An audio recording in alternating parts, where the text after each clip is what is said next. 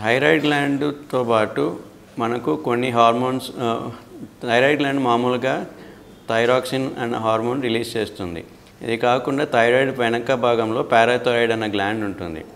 ఇది parathyroid gland మన శరీరంలో కాల్షియం లెవెల్ని మానిటర్ చేస్తుంది. అలాగే థైరాయిడ్లో క్యాల్సిటోనిన్ అనే ఇంకో హార్మోన్ రిలీజ్ అవుతుంది. దీంతో కూడా మన కాల్షియం లెవెల్స్ని మానిటర్ చేయబడుతుంది. సో టోటల్ థైరాయిడెక్టమీ చేసినప్పుడు అంటే థైరాయిడ్ గ్లాండ్ మొత్తం క్యాన్సర్ పేషెంట్లకి మొత్తం తీసేయబడుతుంది.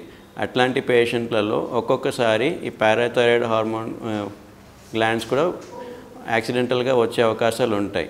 యూజువల్గా ప్రతి డాక్టర్ కేర్ తీసుకుంటారు. ఈ పారాథైరాయిడ్ గ్లాండ్ ఒకవేళ వచ్చినా మళ్ళీ పేషెంట్కి మళ్ళీ రిటర్న్ పెట్టేందుకు చేస్తారు. కానీ ఒక్కొక్కసారి అట్లా కుదరకపోతే వాళ్ళకి కాల్షియం రీప్లేస్మెంట్స్ కానీ లేదా ఇంజెక్షన్స్ తీసుకోవాల్సి వస్తుంది. వైటమిన్ డి ఇంజెక్షన్స్ తీసుకోవాల్సి వస్తుంది.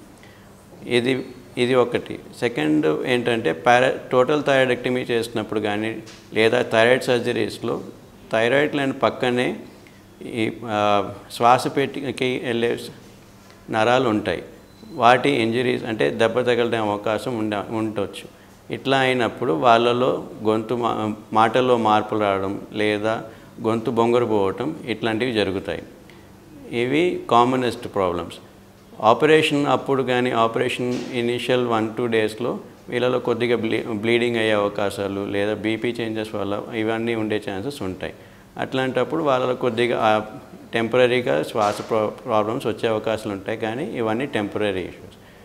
థైరాయిడ్ గ్లాండ్ సైజ్ చాలా సంవత్సరాలుగా పెరిగి ఉండటం వల్ల ట్రేకియా పైన ఒత్తిడి తగిలి ట్రేకియా మారే అవకాశాలు ఉంటాయి.